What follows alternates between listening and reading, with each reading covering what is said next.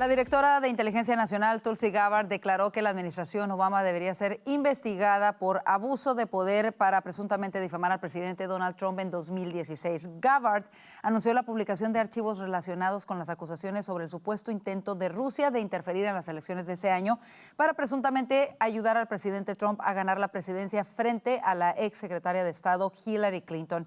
Para analizar esto, le damos la bienvenida a Vanessa Vallejo, analista político de Voz, Silvio Canto Jr., analista político, y Orlando Avendaño, periodista y analista político de Voz. Bienvenidos. Y bueno, esto ha sido algo que ha acaparado los titulares durante todo el fin de semana. Gabbard dijo que hubo una conspiración traicionera en 2016 cometida por funcionarios del más alto nivel de gobierno. La pregunta es, ¿hasta qué punto pudo haber estado involucrado el propio expresidente Obama en esta conspiración? Vanessa, comienzo contigo.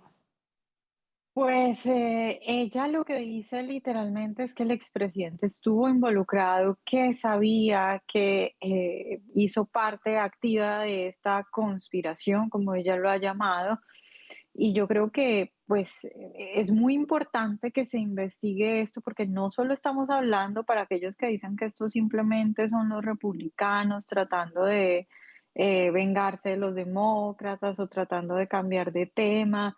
No solamente, incluso si quitamos la figura de Obama, incluso si quitamos la figura de los demócratas y los partidos, aquí estamos hablando de la confianza en las instituciones, es decir, qué tanta confianza tienen los americanos, por ejemplo, en el FBI, qué tanta confianza tienen en la CIA, qué tanto se pueden infiltrar esas instituciones, porque lo que está diciendo Tulsi Gabbard es que a pesar de que sabían que no era cierto, entonces presentaron y hicieron toda esta conspiración para, incluso desde el director del FBI en ese momento, Comey, perseguir al presidente Trump e involucrarlo en un asunto que lo hubiera podido terminar muy mal, incluso encarcelando al presidente o cambiando, que era lo que querían en un inicio, cambiar los resultados de las elecciones, que por eso es que ella dice que lo que querían era subvertir el orden del pueblo americano. Entonces creo que incluso para aquellos que ven esto como una cuestión de partidos, incluso si quitamos partidos y figuras, es una cuestión muy importante de que tanto se puede infiltrar y utilizar de manera política una institución como el FBI o como la CIA. Bueno, lo que esta conspiración o lo que esta supuesta conspiración afirmaba era que Trump estaba coludido con la campaña de Trump para ayudarle a ganar las elecciones. Después, como ya todos sabemos, se dio a conocer que fue precisamente un abogado que trabajaba dentro del equipo de Hillary Clinton el que fue a hablar con el FBI y mintió incluso porque se le preguntó si iba en representación de alguien. Él nunca declaró que era parte de la campaña de Hillary Clinton. Sin embargo, nunca vimos consecuencias. ¿Por qué? Y también, ¿por qué escoger en específico a Rusia para inventar esta conspiración, Orlando? Bueno, creo que porque es la salida fácil, ¿no? El enemigo tradicional de Estados Unidos, vamos a poner, que es un poco tratar de mantener ese maniqueísmo soviético, que los rusos son los malos y los malos financian a nuestros enemigos, y si financian a Trump, pues Trump es nuestro enemigo, o si apoyan a Trump, Trump es nuestro enemigo. Pero primero es ridículo porque además ya no estamos en ese mundo polarizado, en el de la Unión Soviética versus el capitalismo en Estados Unidos. Ya no funciona así. Segundo, pues se ha demostrado que no tiene ningún tipo de sentido. Primero, durante su primera administración, Trump dejó muy claro que no era ni remotamente una especie de peón de Putin ni nada que ver. Lo contrario, de hecho, si Putin de alguna manera estuvo contenido esos 4 años fue gracias a Donald Trump. Bastó que cambiara la administración para que en cuestión de 5 o 6 meses ya empezaron las primeras agresiones contra Ucrania. Entonces es evidente que a Putin, en todo caso, el que le convenía en la Casa Blanca no era Trump, era Biden. En todo sentido, pues, si vamos a reducir el argumento y si vamos a reducir la discusión, pues Biden terminaba siendo el peón de Putin. Lo otro es que, mira, no es la primera vez que se reporta conspiraciones de la saliente administración Obama para dañar la candidatura del entonces candidato Donald Trump en 2015 y 2016. Ya hay reportes de que efectivamente la administración Obama espió a Donald Trump. Utilizó su inteligencia para seguirle los pasos a Donald Trump, obviamente para intentar de agarrar algo que pudiera hacerle daño y evitar su presidencia. Afortunadamente no tuvieron éxitos, pero además ahora sabemos que fue una conspiración abierta, explícita entre varios grupos y varias agencias dentro del gobierno, y eso evidentemente es ilegal. Claro. Silvio, ¿cómo lo ves tú y crees que realmente se va a llegar a realmente a haber consecuencias en este caso para quienes participaron en esto que claramente fue una interferencia? En este caso vimos que no se presentaron cargos en contra de Hillary Clinton en su momento, ni de la campaña de Hillary Clinton. Ahora que Tulsi Gabbard trae esto sobre la mesa, ¿crees que va a ser diferente? Bueno, puede ser, pero primero de todo, gracias por la invitación, como siempre. Puede ser diferente. Déjame hacer referencia a decir dos cosas a tu pregunta. Primera, yo vi al presidente Obama en su última conferencia de prensa en diciembre del 16, diciendo que no había ninguna información de que Rusia había participado. Él hasta usó el colegio electoral como prueba de que es muy difícil que se interfiera en las elecciones de los Estados Unidos. Entonces yo recuerdo eso, y obviamente era una mentira porque estaban haciendo algo atrás, según esta información de Tulsi Gabbard. Ahora, si tú vas a ir contra un expresidente, Karina, y tú vas a tomar una decisión como esta, en la cual tú lo vas a acusar a él en un juicio de haber hecho esto, tu caso tiene que ser 100% sólido, pero 100% sólido, tan sólido que ni llegue a un juicio. Entonces ese es el temor que yo tengo aquí, que se adelanten un poco y se salten un poco muy rápido y terminen como que exagerando un poco lo que tienen. Entonces hay que pensar bien cómo vas a hacer esto. Sería la primera vez en la historia que un presidente estuviera siendo acusado de eso. No digo que no se lo merece, pero hay que tener mucho, mucho cuidado para que sea exitosa la operación y no tengas después un jurado que lo encuentre no culpable y entonces vas a tener, como dicen en inglés, huevo en tu cara, Karina. Así es, como lo señalas, es un tema sumamente delicado.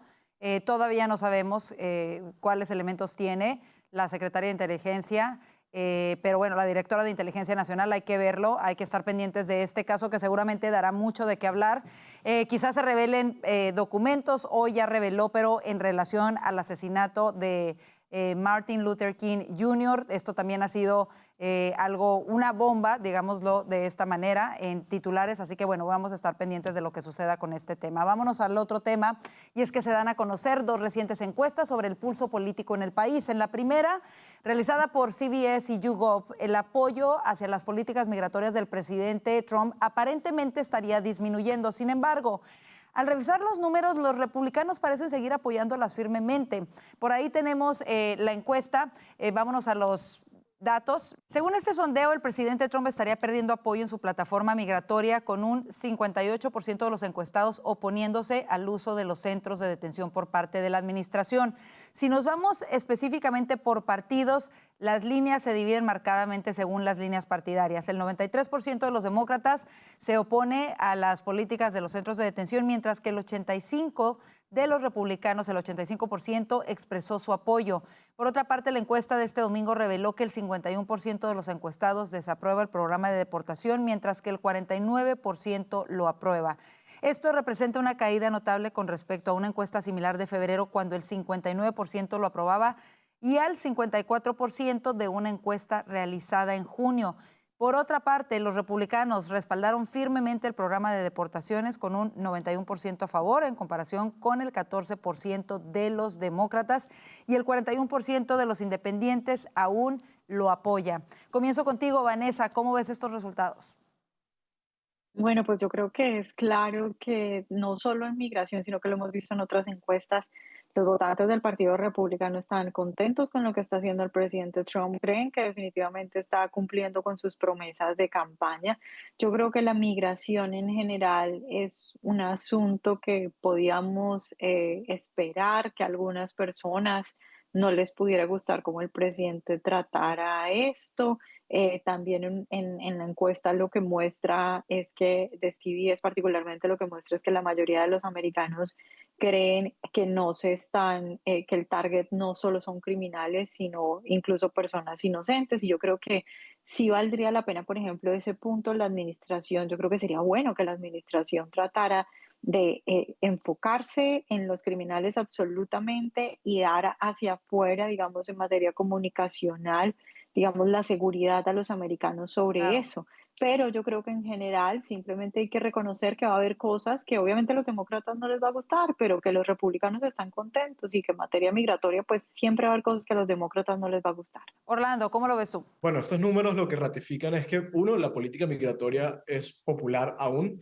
No son números para decir que la política migratoria del presidente es repudiada o rechazada. Incluso sobre el 40% se mantienen como números muy positivos ya a 6 meses exactamente de su mandato, sobre todo unos 6 meses bastante intensos en los que yo creo que el presidente ha desplegado por completo lo que va a hacer o lo que viene siendo y va a definir su política migratoria frente al tema fronterizo y frente a las deportaciones. Obviamente ha habido una disminución, tiene que ver yo creo que con pues, las inquietudes que han surgido por las políticas migratorias, pero esta disminución no es suficiente para decir que la política es rechazada. Lo contrario, se mantiene como una política popular, de hecho siendo la política más popular. Así es. También es verdad que la mayoría de quienes al mismo tiempo han dejado de considerar favorable la política migratoria es porque están esperando que el presidente se aboque mucho más al tema económico, le dé mucha más importancia al tema económico, que quizás aún no se ven resultados palpables, más allá del hecho de que ha habido estabilidad y no ha habido un impacto duro por parte del tema arancelario. Pero en general yo creo que son buenos números para el presidente. Silvio, ¿cómo lo ves tú? Igual, yo creo que son buenos números en general para el presidente Trump. Hay que entender que somos un país dividido, ¿no? Entonces, los números siempre van a ser apretados, pero yo veo dos números, no necesariamente en esta encuesta, pero en otras encuestas. Por ejemplo, Real Clear Politics es un servicio que todos los días publica un promedio de las últimas 10 o 15 encuestas que han salido. Y en este momento Trump está a 46%, esa es su aprobación entre todas las encuestas. Pero aún más importante que eso es que RMG, que es una organización que publica estos números de republicanos contra demócratas en las elecciones que vienen el 26, en este momento tienen a los republicanos 4 puntos arriba, 49-45, y en CNN los otros días tuvieron un segmento similar a este que tenía a los republicanos, digo, 2 arriba. Si tú, el partido que está en el poder, que tradicionalmente pierde las elecciones de medio tiempo, estás arriba 4-2, eso es excelente noticia para Claro. los republicanos, yo diría en comparación. Claro. Una cosa con las encuestas de CBS y CNN, recuerden que son encuestas hechas basadas en adultos y normalmente esas son las menos confiables. Acuérdate que 50% de los adultos ni se van a registrar a votar. Entonces yo francamente prefiero encuestas basadas en registered voters o likely voters. Son mucho más confiables que simplemente todos adultos, Karina. Claro, por otra parte, y rápidamente, porque se nos termina el tiempo, pero aquí se les pediría una respuesta breve. Hay otras dos encuestas, una realizada por CNN, la otra realizada por la Universidad de Quinnipiac, que muestran que el desempeño y la popularidad de los demócratas ha caído a mínimos históricos. ¿A qué crees que se deben? Y la pregunta en concreto sería, ¿hacia dónde se va a ir el Partido Demócrata de cara a las elecciones de medio término? ¿Más hacia el área radical de la izquierda o hacia aquellos que quieren mover al partido un poco más hacia el centro? Comienzo contigo, Vanessa. Yo creo que muestra lo que hemos dicho una y otra vez, y es que los demócratas no están hablando de las cosas normales que preocupan a los americanos. Ahora, sobre el futuro del partido, yo creo que ellos todavía están decidiendo y creo que vamos a tener que esperar a ver en qué termina el Partido Demócrata, pero sí que es cierto que esa extrema izquierda cada vez toma más fuerza. Orlando, ¿cómo lo ves tú? Yo creo que el ejemplo de Nueva York y el de Minnesota, del que ya hablaremos, es lo suficientemente claro. El Partido Demócrata está dispuesto a lanzarse por una vía mucho más radical. Vemos que los liderazgos que repuntan son, al menos dentro del Partido Demócrata, el de Alexandria Ocasio-Cortez y en general en la izquierda el de Bernie Sanders. Eso es muy preocupante. Y por último, es claro que si mengua un poco el apoyo a la administración, esto no se ve traducido en apoyo al Partido Demócrata. Lo contrario, el Partido Demócrata mengua en una rapidez muchísimo más acelerada. Silvio, ¿cómo lo ves tú? ¿Y le va a funcionar a los demócratas irse más hacia el lado radical de su partido? Yo no creo que les va a funcionar mucho, digo, lo ves en estas encuestas que están viendo, pero lo que va a pasar con los demócratas me recuerda a mí aquella pregunta de cada vez que yo le preguntaba a mi mamá algo muy complicado, ella decía, esa es la pregunta de los 60,000 pesos. Y no sé, había un programa en Cuba, creo que se llamaba así.